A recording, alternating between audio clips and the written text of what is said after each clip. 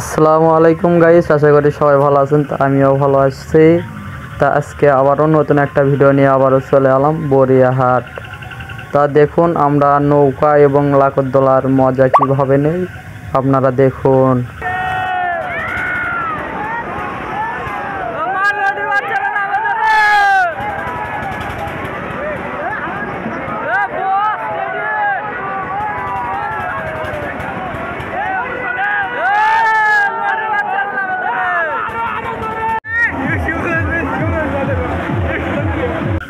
এতক্ষণ দেখলেন নৌকার মজা, এখন দেখুন লাকড়দোলায় আমরা কি রকম মজা করি আর কত রকম কথা বলি। আপনারা ভিডিওটা দেখবেন আর ইনশাআল্লাহ ভিডিওটা ভালো লাগলে অবশ্যই আমাদের পাশে দাঁড়াবেন।